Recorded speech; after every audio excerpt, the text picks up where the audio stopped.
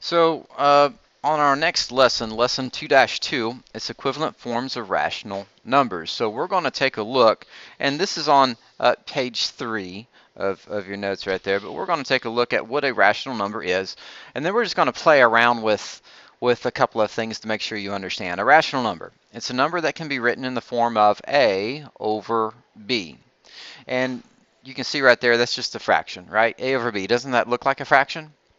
And so as a result, that's very important, but we just have to know that A and B have to be what we call integers.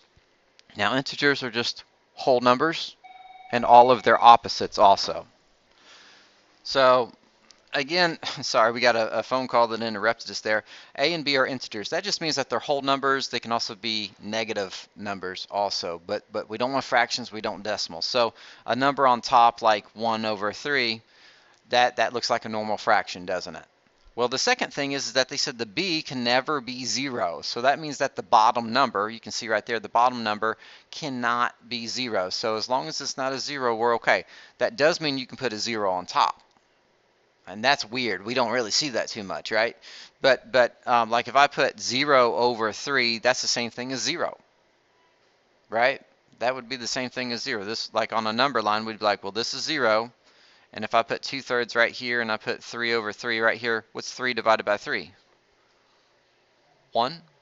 So on a number line, does it make sense that 0 over 3 would put us right at 0? So we can have a 0 on top. What they're saying is please don't ever put a 0 on the bottom.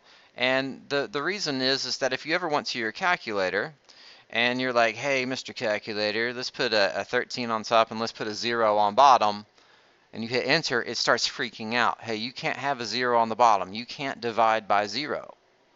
And so that's okay. All right, we understand. See, look, that even says that's an error. You can't have that 0 on the bottom. Now, you can have the 0 on top. See how I've got the 0 over 3 right there? See how it's literally telling me it's 0? And so that's why it's okay for that. So those are two things. So let's go talk about this. What is a rational number? Well, it's any number that you could write it as a fraction.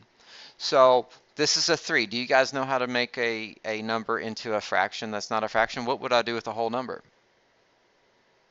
Put a 1 under it. So is this 3 a rational number? Yes, because I can write it as a fraction.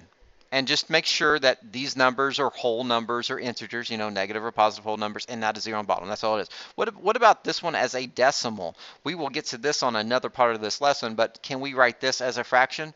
We sure can. You would just put 1 up here on the top, and then you say, well, what's the place value of the 1? It's the 10th place, so you just put a 10 on the bottom. There it is. In fact, we pronounce 0.1. We don't really say that properly. We would say this is pronounced as 1/10. Well, what's the fraction? 1/10. So now I'm going to ask you this one question.